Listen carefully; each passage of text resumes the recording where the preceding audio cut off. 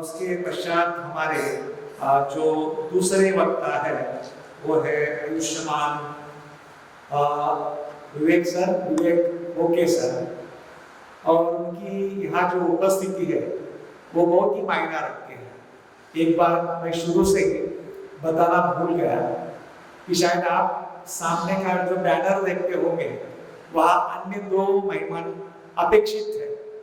एक जो है सुप्रिया थूल मैडम जो जॉइंट डायरेक्टर है अपने NMRDA में, लेकिन उनके घर में कुछ हेल्थ इशू हुआ है, उसके कारण वो नहीं आ पाई। और दूसरे जो है हमारे वासुजी शेंडे जो एक युवा उद्योजक है, जो नागलोक से बहुत करीबी रहते हैं, उनके भी घर में कोई हेल्थ का इशू निर्माण हुआ है, इसलिए उन दोनों ने आपकी क्षमा याचना भेजी है। लेकिन उसमें से विवेक जी ओके सर और वासु शिंदे सर, ये दोनों को आज आपके सामने बुलाने का हमारा जो एक उद्देश्य था, मकसद था, और वो ये था कि ये दोनों जो महानुभाव है ओके सर और शिंदे सर, इनको हमने आपके इस बैच के उद्घाटन के समय में बुलाया था। जो आप शायद पता नहीं उनका भाषण मार्गदर्शन याद कर पा रहेगा नहीं, लेकिन हमारे जो टीम के सदस्य हैं उनको ऐसा लगा कि इस बार हम फिर उन्हीं लोगों को बुलाएंगे अन्य लोगों के साथ, ताकि उनको इस बात का एहसास हो बैच का उद्घाटन या टुकड़ी का उद्घाटन करते समय उनका अनुभव क्या रहा, और विदाई के समय उन्होंने जो प्रातिनिधिक छात्रों को सुना तो उन्होंने इस 8 महीने में वो एक फलस्वरूप देखा है कि उसका क्या परिणाम है इस 8 महीने के प्रशिक्षण का। तो ओके सर जो है वो अपने यहाँ जो मध्य रेलवे में सीनियर डिविजनल फाइनेंस मैनेजर है, और एक अपने समाज का व्यक्ति इतने बड़ी ऊंचाई पर रहना हम सभी के लिए एक गर्व की बात है। वैसे वो महाराष्ट्र के लातूर से है, लेकिन लातूर से होते हुए भी उनकी जो पढ़ाई है पूरी तरह से वो पुणे में हुई, ग्रेजुएशन पोस्ट ग्रेजुएशन, और उन्होंने जो भी कुछ कॉम्पिटिटिव एग्जाम्स वगैरह दिए। उनकी एक विशेषता है कि उनके जो पिताजी है वो शिक्षण क्षेत्र से संबंधित है, टीचर होने के कारण, और उनकी माताजी LIC में एक डेवलपमेंट ऑफिसर होने के कारण शुरू से ही घर में बुद्ध और बाबा साहब के विचारों का एक अच्छा संस्कार रहा है। और इसीलिए उनके लिए ये दोनों जो महानुभाव है भगवान बुद्ध और बाबा साहब अम्बेडकर, इनका आदर्श और विचारधारा एक तरफ से उनके जीवन की आदर्श और विचारधारा बनी है।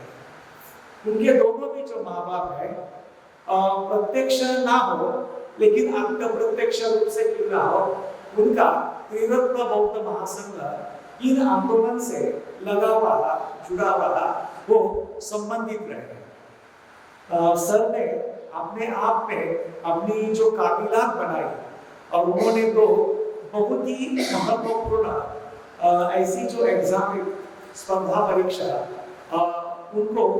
उन्होंने सामना किया है।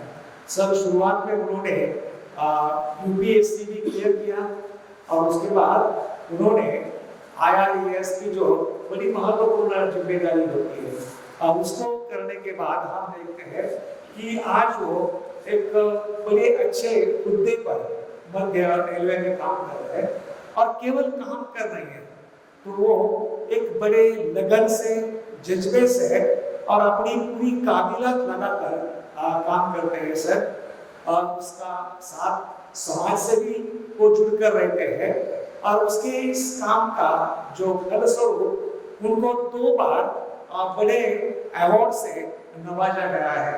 जैसे एक विशिष्ट रेल सेवा पुरस्कार से सर को उनको नवाजा गया है, ये उनकी बड़ी उपलब्धि थी। और उसके बाद कुछ ही समय में उनको अति विशिष्ट रेल सेवा पुरस्कार जो राष्ट्रीय स्तर का होता है उससे सर को 2013 में नवाजा गया है।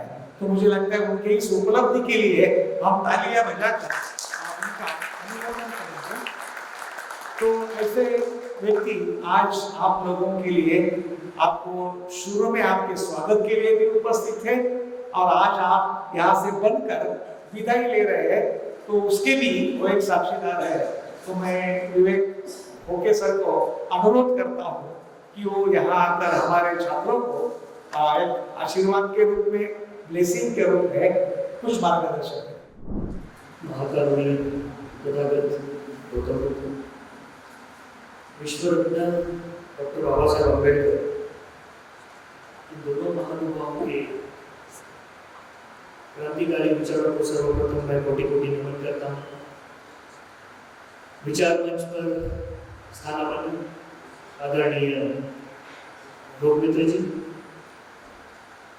आदरणीय मैत्रेयनाथ जी, और अंतर्राष्ट्रीय स्तर पर बौद्ध धर्म के प्रचार और प्रसार में बहुत ही अपना पिवटल रोल जो निभाते हैं वो आदरणीय डॉक्टर अशोक वामड़ी सर, तथा 22वें धम्म सेकिया बैच के सभी मेरे युवा मित्र और नागपुर शहर से इस कार्यक्रम के लिए उपस्थित सभी मेरे भाई बहन, सभी को मेरा मैत्रीपूर्ण जय हो। लोकमित्र जी को मैं पर्पसफुली बताना चाहूँगा, जैसे मैत्रेयनाथ जी ने कहा, I have had the privilege of witnessing the inaugural ceremony of the 22nd Dhම්ම Sekhiya batch, and definitely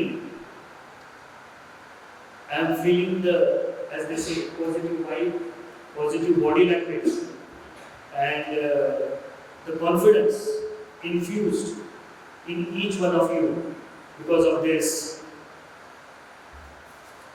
seminar organized by Nagarjuna training institute.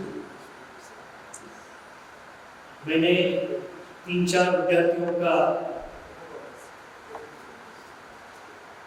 Speech भी सुना, जिससे सच में मुझे लगा कि ये 8 महीने की जो रेसिडेंशियल ट्रेनिंग थी, ये सच में फलद्रूप हुई है। मेरे पहले के वक्ताओं ने अपने भाषण में भगवान बुद्ध के धम्म तथा बाबा साहब के विचारों का बहुत अच्छा हमें ज्ञान प्राप्त करवाया। 1931 की येवला परिषद, इसमें हमें बाबा साहब के धर्मांतर के बीज जानने को मिलते हैं। नासिक में येवला परिषद में बाबा साहब ने अपने अभिभाषण में कहा था कि मैं हिंदू बन के जन्म में आया हूँ, लेकिन मैं हिंदू बन के मरूंगा। तो उन्होंने अपने धर्मांतर के बीज इस परिषद में अधोरेखित किए थे। तब से जाके 1956 का ये जो कारवां है, हम देख पाते हैं कि बहुत ही ज्यादा डिटेल स्टडी के बाद बाबा साहब ने धर्मांतरण को और बौद्ध धर्म को स्वीकारने की बात रखी। लोकमित्र जी ने अपने अभिभाषण में हमारे संविधान के प्रस्तावित में जो 3 मूल्य हैं, स्वातंत्र्य, समता, बंधुता, उनको बहुत अच्छे से अधोरेखित किया। बाबा साहब को जो प्रेषित भारत की सपना था, वो यही था कि मेरा जो सपनों का भारत है, उसकी जो नींव है, ये नींव स्वातंत्र्य, समता, बंधुता, इन मूल्यों पे आधारित रहे। स्वतंत्रता उन्होंने अपने सभी भारतवासियों के लिए और 3 डिफरेंट वेज में अभिप्रेत की थी। स्वतंत्रता जो है वो सामाजिक, आर्थिक तथा राजनीतिक, ये स्वतंत्रता उन्होंने अपने हर एक भारतीय के लिए अभिप्रेत की थी। आज भी हम देखते हैं कि वो जो भारत का सपना बाबा साहब ने अपने मन में संजोया था, वो हम सबको अभी साकार करने का पूरा वक्त है। उन्होंने जो अपना संघर्ष शुरू किया था उसको हम सबको आगे लेके जाना है, क्योंकि हम सब अम्बेडकरी अनुयायी हैं, बौद्ध अनुयायी हैं। जरूरी नहीं है कि हम किसी जाति विशेष या किसी धर्म विशेष के होने ही चाहिए, क्योंकि डॉक्टर बाबा साहब अम्बेडकर जी ये एक केवल व्यक्तिमत्व नहीं है, ये एक जिंदा विचार है, ये एक सोच जो हम सभी लाइक माइंडेड सहविचारी लोगों को नजदीक लाती है। ये जो विचार है अम्बेडकरी विचार, यही हम सभी को जो विकसित भारत का सपना है उसके प्रति हमें सजग रखने के लिए हमेशा प्रेरित करता है। भारत को नए आयाम के हिसाब से अगर आगे बढ़ना है तो बुद्ध का विचार हमेशा हमेशा प्रेरित तथा हमें एकजुट करने के लिए कारगर साबित होगा। बाबा साहब ने अपने पूरे जीवन में पिछड़े हुए तथा महिलाएं तथा सभी दलित वर्गों के अपलिफ्टमेंट के लिए अपना संपूर्ण जीवन व्यतीत किया। उनका ये जो संघर्ष है, बलिदान है, इस बलिदान को हम आने वाले समय में इससे प्रेरणा लेते हुए हमें बाबा साहब का सपना आगे लेके जाना है।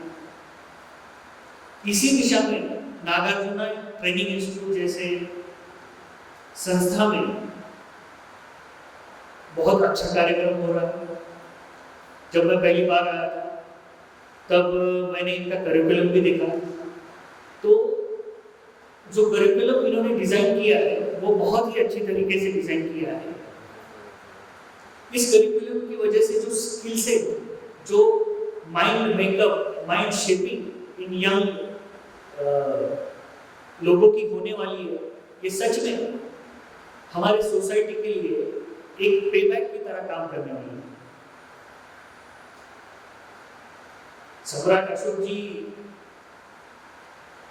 अपने एक रॉक एडिक्ट है, उसमें उन्होंने कहा था कि Dhamma is not a religion but it is a way of life. तो सच में ये धर्म जो है, ये धर्म का काम ना करते हुए ये हमें सभी को कैसे अच्छी तरीके से अपना जो जीवन है अपने समूह, अपने समाज के साथ व्यतीत किया जाए, इसकी एक बहुत बड़ी सीख है। तो ये करिकुलम भी उसी तरह से डिजाइन किया हुआ था। इन बच्चों के आने वाले भविष्य के लिए ये जो करिकुलम है, यहाँ से जो ये सभी शिदोरी है उनकी जो लेके जाने वाले हैं, ये बहुत कारीगर साबित होने वाले हैं। क्योंकि बौद्ध धर्म का, संघ का जब आप पठन करते हैं तो आपके जो सांस्कृतिक चक्षु है वो सच में बहुत ब्रॉडन हो जाएंगे। आपको पता है आज का टाइम थोड़ा टर्बुलेंट है। इस वक्त हम जब देखते हैं संपूर्ण जग में कहीं ना कहीं लड़ाइयाँ, कहीं ना कहीं युद्ध चालू ही है, तो इस युद्ध भरे माहौल में सिर्फ एक ही बौद्ध और धर्म का जो भगवान बुद्ध ने संदेश दिया हो, वही एक संदेश संपूर्ण दुनिया तथा भारत में शांति कायम करने के लिए बहुत ही ज्यादा उपायकारक करने वाला है। मैं ये आशा करता हूँ कि ये जो हमारे यंग लोग हैं, they are future ready to take on the challenges confronted in front of them. और आज के इस वैलेडिक्टरी प्रोग्राम में बुलाने के लिए मैं नागार्जुन ट्रेनिंग सेंटर का तहे दिल से शुक्रगुजार, और मैं मेरे सभी युवा साथियों को उनके आने वाले फ्यूचर के लिए ढेर सारी शुभकामनाएं देता हूँ। धन्यवाद। बहुत बहुत धन्यवाद। ओके सर, बहुत ही संक्षिप्त में, लेकिन सर जी ने इस बात को दोहराया कि आज भी दुनिया का जो माहौल है उस माहौल को अगर शांत बनाना है तो बुद्ध के सिवा कोई पर्याय नहीं है। जिस बात को रविंद्र जी ने भी बताया कि शांति नायक बुद्ध की ही आज दुनिया को आवश्यकता है, और उसी तरह से आपको उन्होंने बधाई दी कि बाबा साहब का एक विचार है उसको आपको फैलाना है। तो सर के लिए हम फिर से अनुमोदन करने के लिए तालियां बजाएंगे। लेकिन मैं सर को एक अनुरोध भी करूंगा कि वो नागपुर में रहते हैं, तो साल में एक बार आने से अगर बीच में हमारा जब सेशन चलता है तो एक दो बार आकर हमारे छात्रों को थोड़ा मोटिवेशनल पीस या आपका कुछ अनुभव शेयर करते हैं तो उनसे निश्चित ही छात्रों को बहुत और प्रेरणा मिलेगी।